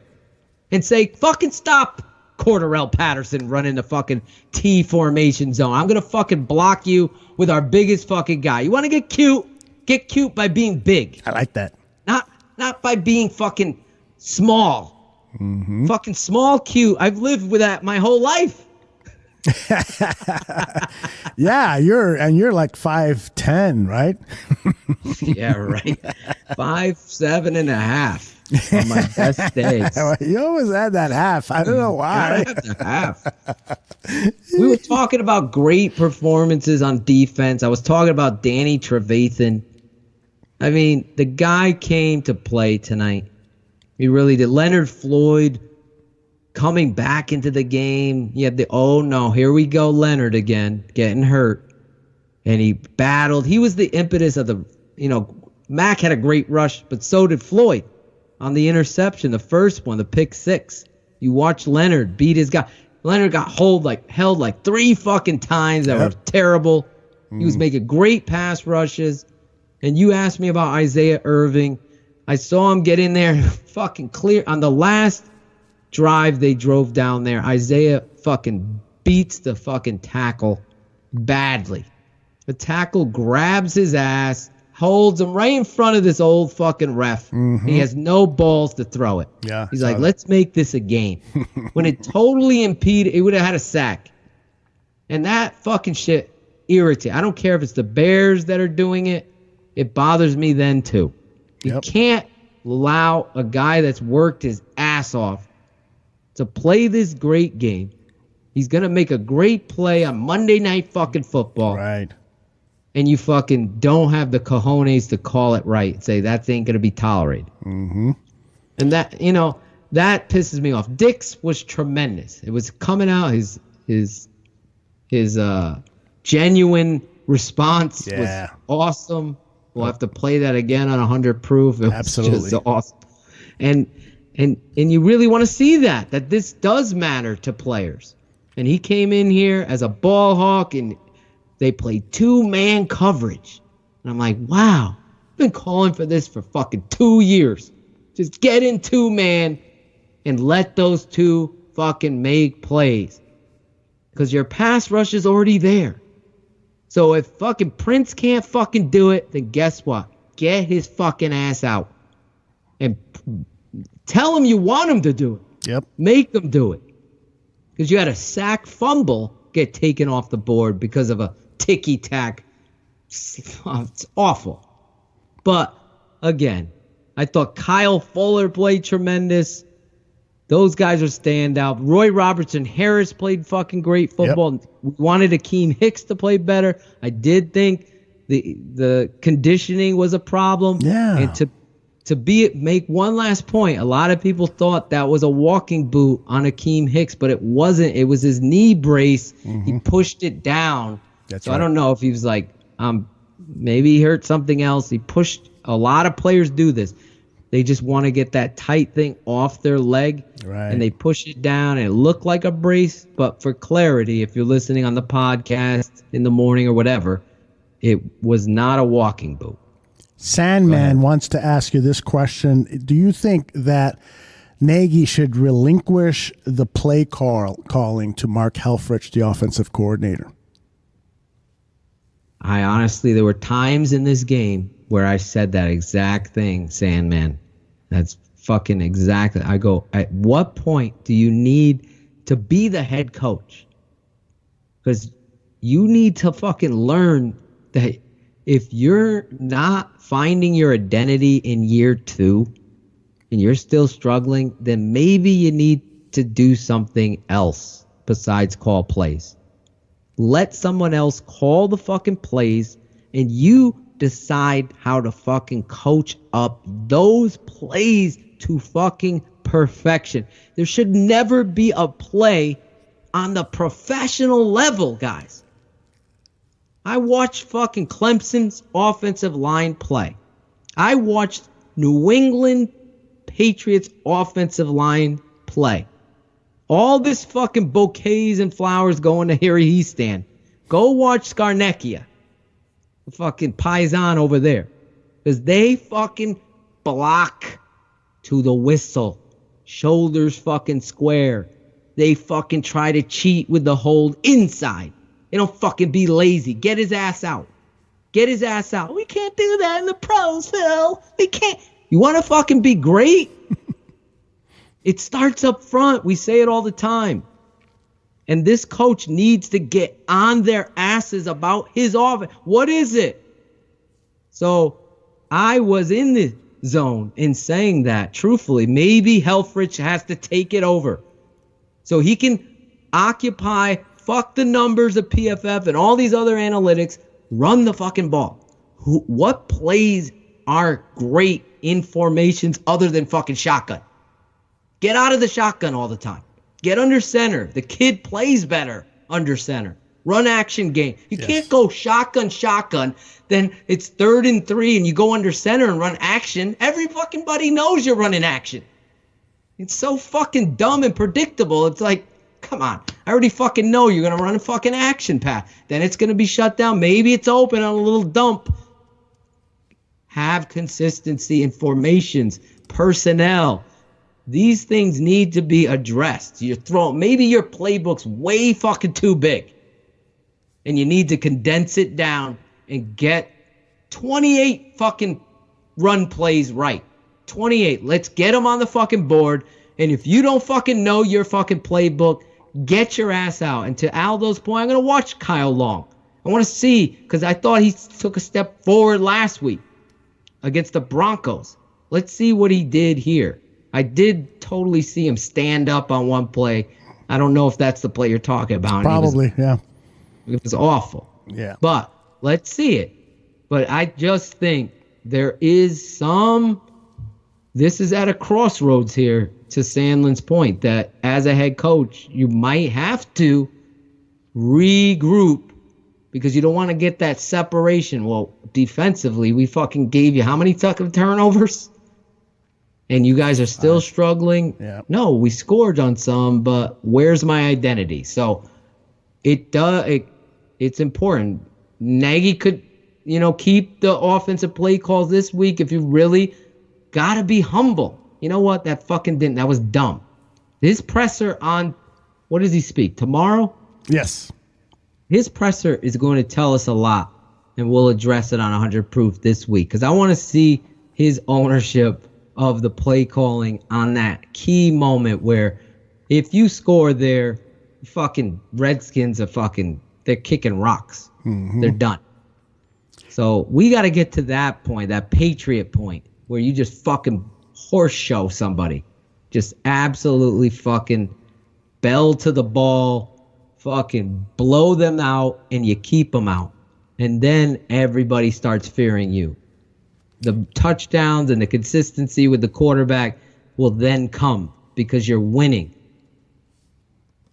Taylor Gabriel left the game with a concussion, and John in the chat room wants to know, are you concerned that he may not be available next week, or are you kind of looking forward perhaps to seeing a more of a workload for guys like Javon Wims and Anthony Miller and maybe even activating Riley Ridley? Yeah, it's that point, Aldo. I loved what Taylor did. People were questioning him. He stepped up. He made plays tonight when it mattered. Even last week, jogging the route, and I pointed it out. You got to help your quarterback. Well, tonight he did.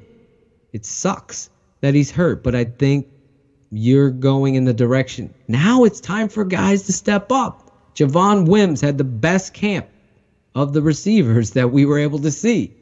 But you also informed us during practices that he also was having a standout performance down in Bourbonnais. So rise to the occasion. Maybe play calls with 6'3", 217 pounds, running the ball, and him blocking are going to change too. Not just in the passing. It could help the whole philosophy of what you do. I just think, as a small guy myself playing receiver at Hofstra with the Smurfs, it was harder for a quarterback that needs accuracy or has accuracy issues to get it perfectly to Phil. Granted, I would catch everything.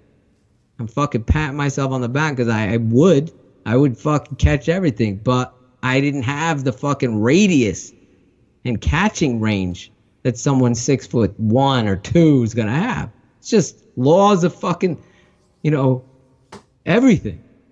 So to see these guys, Ridley as well, here's a guy, you talked about him last week on 100 Proof. Guy that runs routes to perfection. I wanted to talk about Anthony Miller throwing one hand up all the fucking time. Yeah, go ahead. I don't understand. The guy's not getting you the ball exactly to where you are. Lay the fuck out and catch that fucking ball. And he jumps offside on a play, too. Oh, he jumps off sides. He doesn't lay out. It wasn't a perfect fucking ball. I'm not saying that. But you need to fucking throw your body out. Don't put one hand. Mm-hmm. That's a chance for you to lay out and catch the fucking football. With a quarterback that's going through this, those are the things and areas where you help him. And I think Miller put his hand on one hand's a ball 3 times in this game. There was one coming across the middle on a drag route where he comes, all the way, and Mitch throws it late, coming towards the sideline. He one-hands it. He just puts one. Just put 2 hands and try to drag your feet. He doesn't. Then the fade ball, where Booger breaks it down. It wasn't a perfect pass, but I'm telling you, if he lays out through that catch and throws 2 hands instead of the one, he's catching that. Yep. And there was another one where he's going towards the left sideline from the field. To the right, but he's going towards the left sideline. And he puts another one hand up and bats the ball. It's like, put 2 hands up. Look at number 12. That's a professional. Mm-hmm. Ball's not perfect. He's running a slant. It's right above his head. He catches it. Catch the fucking ball. Stop with the one-handed bullshit. You're not OBJ. You're not. Just fucking make plays. Then we could talk all the other shit. So here's a kid, Ridley, that you, me, and everybody and their brother, and Shane loved and wanted because his routes and his hands are great. So it could be time to see that kid go out there and perform with Wims, 2 Georgia boys. Yep. I love both of those guys, but one word on Taylor Gabriel is that when Trubisky has had big games, it's been in large part because of Taylor Gabriel's play. So you look back at the Tampa Bay game, Phil, that we were at, he caught 7 passes in that game for 2 touchdowns, 104 yards. And today he catches 3 touchdown passes from Trubisky.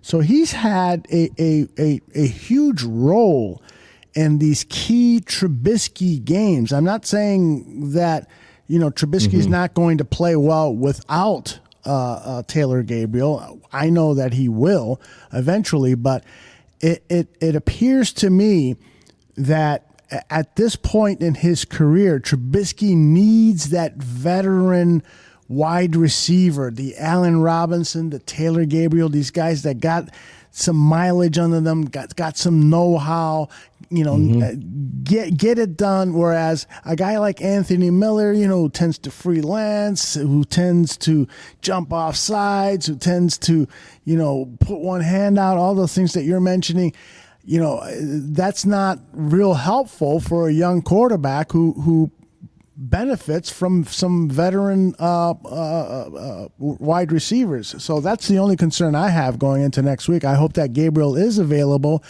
And if he isn't, I'm hopeful that Javon Wims and those young other receivers, will finally step up and we can see what they're really made out of. Yeah, I mean, Gabriel is a veteran. I think Cars talked about it on Cars Keys with some of the Smurf comments and the height issues needed. So it's going to be interesting. But you're making a good point too.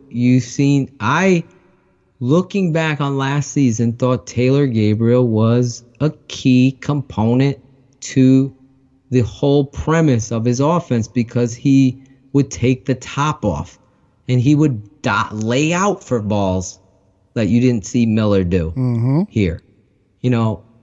Going all the way back to the playoff game, the play before the kick, Anthony Miller beats his guy inside. If he's sprinting, he might be able to fucking dive and make a play on it. Who the fuck knows? But again, there's a selfish side of this kid, I believe. And I could be wrong. He could be the greatest fucking kid.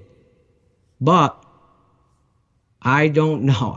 Gabriel, to me, is not selfish.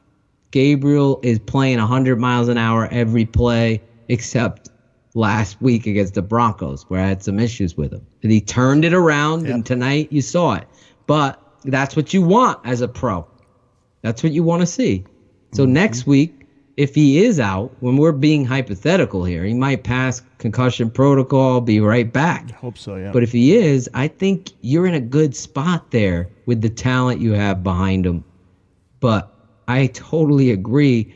Against the division rival, you would like to have that veteran, that presence. Clearly, he feels comfortable with that you saw tonight. So it's going to be interesting, but my confidence isn't gone. I'm more concerned about Akeem Hicks than I am Taylor Gabriel this week. I'm with you. And with Bilal Nichols still having that hand injury, he was not activated today. If for some reason Akeem Hicks doesn't go against the Vikings, that will be a huge issue, particularly with the way the Vikings are running the football. Right. You need Eddie Goldman. You need Akeem Hicks. You need all those guys up front to stop that run because that's what's the engine behind the Vikings offense so far this year. You had two running backs for the Vikings on Sunday rush for over 100 yards, and so that can't happen against the Bears because you don't want the defense out there for a long time. You want to see the Bears get out to a quick lead. You want to force Kirk Cousins to throw the ball a lot. You want to take play action away from the Vikings. So let's hope that all of those key defensive players are there to help make that happen. All right, Mr. Draft Dr. Phil, I know you got a lot of work ahead of you. Not only do you've got a Tape Never Lies series that people in the chat room are already talking about and can't wait to see later this week, but you've got Bears 100 Proof on Wednesday night right here live on Mixler.com. And you've got also, daddy duties, job duties, and duty. So, I've been named the head coach of the flag football team. Really? I went there. I just went to watch. All of a sudden, these kids don't have a coach. Oh, Phil, Ottochian's here. You're the coach. So now I got to coach up my kids and flag. I go, do you have the Bears? I go, as long as they're not the Packers.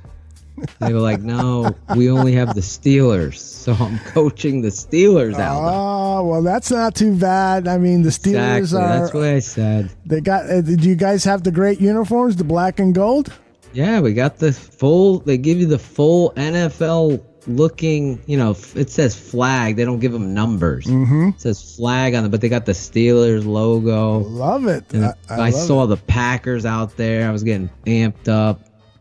But I got a bunch of 5- and 6-year-olds, and I think there's been I think there's been a what do we call it? Some talent pool decisions on others. So my team, I'm going to have to do the best job coaching of my career. These kids don't even know how to take a snap yet. Oh, no. So, first game Wednesday night before 100 proof. Oh, my gosh. Well, watch it with the F-bombs, all right? Oh, I was good. My wife even said, "You were so great tonight. These kids don't know anything. You didn't even swear." She said, "Wow, proud of you, man." I know when to turn it on. Tonight, I fucking had no filter. I was happy, and I'll end you with this. I was so happy that what I've been talking about defensively with Khalil Mack and Roy Robertson Harris and, Danny Trevathan and Roquan Smith, who I don't know if he played his best tonight, Roquan Smith, but those guys with Eddie and Dix, I've been praising these guys and them to go out there nationally and be what I said, big bullies and dominate. And then they did their siesta, as Dan would say. I hate that shit. And then the whole thing got me amped up. So, But now a win's a win is a win. We said it last week. Can't go against it now. I know I've been hard on Nagy and stuff, and I don't think any of you listening or wanting the tape never lies or 100 proof or whatever show, you don't want me to fucking fool you through a ball washer. Well, and I got to tell you that this game is really ripe for tape review and study, because there were a lot of ebb and flows. There were a lot of things happening on there that just need a second, and in some cases a third look. So I'm really looking forward to seeing your tape never lies this week. I'm looking forward to our chat on Bears 100 Proof. I can't wait to hear what was going on in the private DMs between you, Dan Aguirre, and Shane Marsaw. I understand that there were some testy exchanges between the three of you guys, and so I want you guys to relive that. I'm not sure if Dan's going to be on Bears 100 Proof, but if the three of you guys on, I would love for you guys to read those texts and in dramatic fashion, and so that we can get kind of a sense as to what was going on, because I heard it was pretty cool. So really looking forward to that. I just want to tell people that tomorrow on Mixler.com we've got 3 live shows. It starts 3. That's right, baby. It starts at 7 p.m. Central with Buffon 55. We have a very special guest that I can't wait to hear on our airways, Arif Hassan, who writes for The Athletic. He covers the Minnesota Vikings. He's going to come on and preview the Bears and Vikings game. Arif is a very, very knowledgeable football person. I see him down at the Senior Bowl every time I get there. And this guy knows his stuff, so he's going to be a special guest on the Buffon 55 show. That's going to be followed up by the Fantasy Football Goon show. So, I don't listen to that show anymore because my team is so effed up that maybe I should listen to Fantasy Football Goon. I thought you were going to say you listen to the show and that's why that's what I should have said. That would have been funnier. Shy fans, blame it all on Joe. Exactly. He beat Adam Rank, but he hasn't helped my team at all. And Shy fans in the stands at about 9:15 Central. Those guys always bring it with their unique look at sports in Chicago. I can't wait to hear Greg Bragg's cry about his Chicago Cubs being virtually eliminated from the playoff race with a week worth of football games to go. But their take on the Bears is going to be a lot of fun to listen to. So that's our schedule for Tuesday, and then Wednesday we're back here live. Bears 100 Proof, Phil, myself, and Shane Marsaw, and maybe Dan Aguirre stops by. And also we might have a very special guest. I got to make a phone call and see if this person is available, so I'm not going to announce any names because I don't want to jinx it. But if this person is available, you are not going to want to miss that show. And then later in the week, we've got more stuff. I won't go through the whole schedule. Just follow us at Bears Barroom on Twitter for all the information. You can go over to our Facebook page and get information. And feel free to reach out to Phil on Instagram. Phil, how can you be contacted on Instagram? Phil _Ottochian. O-T as in Thomas, T-O-C as in Charlie, H. IAN as in Nancy, as well as Facebook. There you go. That's right. He's always on Staying Facebook off of as well. Twitter for now. Yeah, stay off Twitter. There's a lot of... Twitter's like a fucking Deadpool. This guy, Pete Bukowski, that guy that talks shit Oh, about my Bears, God. he just purposely trolls. Clinton Dix comes up with an interception, the first of his 2, and he's finds something wrong with it. Oh, there's again, making an interception on an overthrow. That paw should have been completed in front of him. You know, he just is purposely just trying to shit on anything Chicago Bears, and so I don't interact with the guy anymore because he's a fraud. His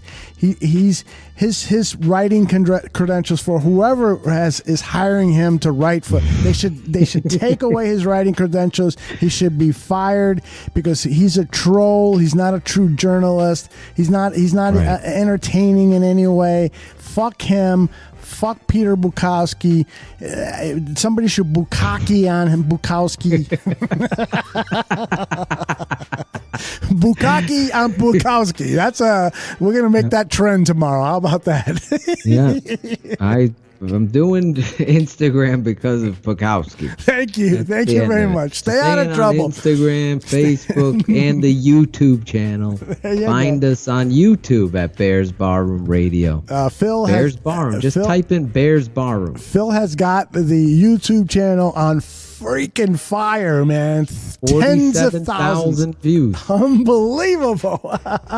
And they aren't there to listen to my little stupid videos. They're there to get the breakdowns from the Tape Never Lies and to get more exposure to Draft Dr. Phil's vast knowledge of the game of football and the Chicago Bears. So you are the great man. Things we're doing here, Aldo. That is true. We're doing. We did tease. I had a couple DMs, and I'll say this. Aldo can pontificate on this, and we'll leave it at that. Okay. We will, I think, during the bye week. I know a lot of you want 100 proof, and last call, you want to see us. So I think Aldo's working magic to get our YouTube channel to carry these on video, right, Aldo? That is correct. We have heard the voice of the Barflies out there. They want to see us. I don't know why. I mean, I guess they want to see you, Phil, because you still have your good looks. My good looks are long past. I'm 61 years old. So proud of you. Yeah. You turned it around. You lost some weight. Have lost a little bit of weight. Sharp. And you fucking do some dances and shit. That's true. People want to see that shit. So we're working on making that a reality. Bears 100 proof and maybe another show or two on video on a YouTube channel. So we'll have more on that once we have that solidified. So really looking forward to that. You guys will it will extend your enjoyment of what we do here at Bears Barroom, and we do it here for our love of the Chicago Bears, our love of the Barflies, and just because. I don't know why else we do it. I guess we love the game. I love the game. We love the fucking game. It's a beautiful game. It really is, Phil. It really is. It fucking is, right? Yeah. I'm jealous. What other sport can you be up 28-3 and have this fucking anxiety? I hear ya. I'm jealous of you because you have experienced the game in a way that I never was able to. I didn't have the coaching bloodlines. I didn't have, a team that I could play on and feel good about. I didn't have the college football experience, the high school football experience like you did. So you had something. I coached a little flag football and had some success at that, but obviously that's fucking kindergarten to what you were doing. So I'm jealous of you, but you've made up for that, my jealousy, because now I'm exposed to your thinking, and so that's part of the great thing about working with you here at Bears Barroom. Well, I love you for that, and on that high note of praise, let's go to bed. We should sign off. But I love you. I love the Barflies and the positivity. Keep it flowing. Only negative because I want a fucking Super Bowl. There you go. And it's going to happen. It better happen before I die. And I don't have a lot of time left. I'm worried about you. All right, Phil, say goodbye. Bar flies, if you drink, do not drive. And as always, the barkeeper will say, Bear down!